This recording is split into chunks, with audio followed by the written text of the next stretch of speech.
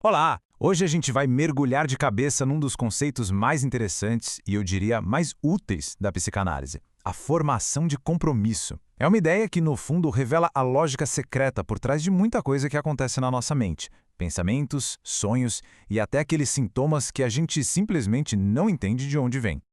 Pois é, essa é uma pergunta que todo mundo já se fez em algum momento, né? Por que aparecem certos pensamentos, medos ou até sonhos que parecem não fazer o menor sentido?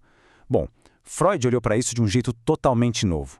Ele propôs que esses eventos, que parecem aleatórios, não são erros do sistema de jeito nenhum. Pelo contrário, são como enigmas, cheios de um significado bem profundo, só esperando para serem decifrados. E para a gente entender bem o que é a formação de compromisso, vamos começar nossa investigação pelo primeiro grande mistério que o Freud tentou desvendar: a real natureza dos sintomas. A sacada de Freud aqui foi simplesmente revolucionária. Porque olhando de fora, um sintoma parece uma coisa completamente ilógica, um absurdo, né? Mas para ele, essa irracionalidade era só na aparência. Na verdade, ele viu o sintoma como um resultado, sim, um resultado lógico, ainda que bem estranho, de um conflito interno muito intenso.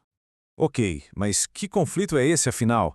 É aqui que a gente entra no coração da teoria freudiana. A nossa mente se torna basicamente um campo de batalha, uma arena onde forças poderosíssimas e opostas estão o tempo todo negociando.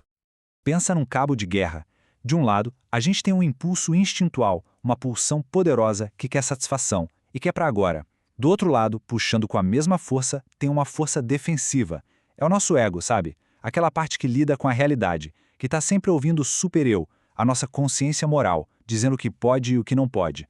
É um verdadeiro choque de titãs acontecendo o tempo todo, debaixo da superfície. E aqui vem o pulo do gato. Reprimir uma coisa não é o mesmo que apagar. Freud percebeu que a memória, e principalmente a emoção ligada a essa memória, continuam ali, ativas, mesmo que a gente não tenha consciência delas.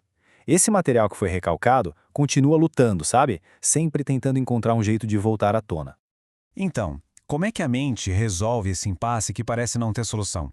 É exatamente aqui que Freud nos apresenta uma das suas ideias mais elegantes, um conceito que é, assim, a espinha dorsal de toda a sua teoria, a formação de compromisso.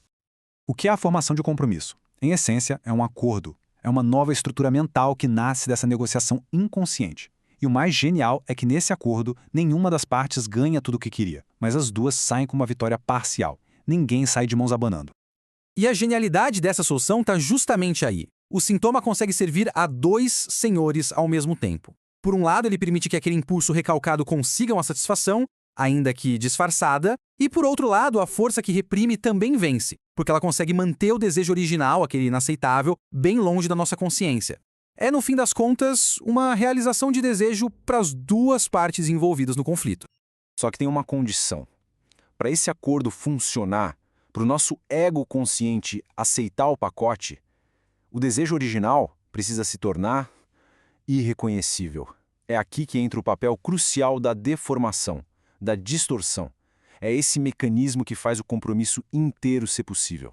Então, o processo todo se desenrola mais ou menos assim, em etapas. Primeiro, a pulsão recalcada força a barra para voltar. Aí, a censura, que é uma função do ego, age como um segurança, barrando a entrada. Para conseguir driblar esse segurança, o conteúdo é todo distorcido, disfarçado, e só então ele consegue aparecer, seja na forma de um sintoma, de um sonho ou de um ato falho.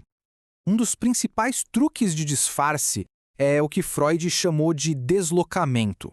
A carga emocional de uma ideia muito importante é simplesmente transferida para outra que parece não ter nada a ver, uma ideia meio boba. O próprio Freud dava o exemplo de um soldado que defende uma bandeira com a própria vida.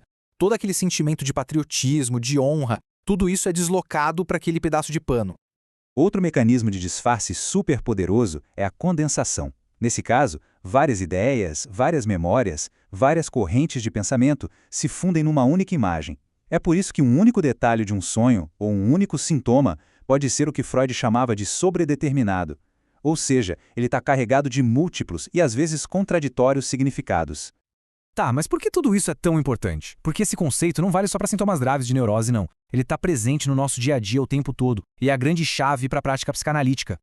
Os sintomas são o exemplo mais clássico. Claro, mas Freud mostrou que os sonhos, os atos falhos, aqueles esquecimentos que a gente tem, tudo isso segue exatamente a mesma lógica. São todas formações de compromisso, são produtos dessa negociação inconsciente. E isso mostra que esse processo não é uma exceção, na verdade, é uma regra fundamental de como a nossa mente funciona. Entender isso, claro, muda completamente o jogo da escuta clínica. O analista se torna uma espécie de intérprete.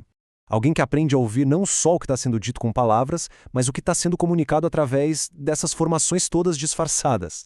O objetivo da terapia psicanalítica, então, é fazer uma espécie de engenharia reversa desse compromisso. O trabalho todo é traçar o caminho de volta, do sintoma, todo distorcido, até o conflito original que deu origem a ele. É um pacto para ajudar o ego a retomar o controle sobre partes da vida mental que tinham sido perdidas. Por isso, a análise é sempre um trabalho a dois. Juntos, analista e paciente vão decodificando essa negociação que aconteceu no escuro, trazendo ela para a luz da consciência.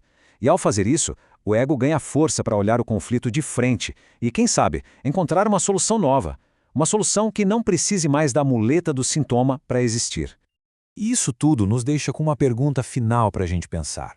Se cada sintoma, cada sonho, cada lapso de memória é, no fundo, um acordo negociado, que pactos secretos a nossa mente pode estar estabelecendo neste exato momento?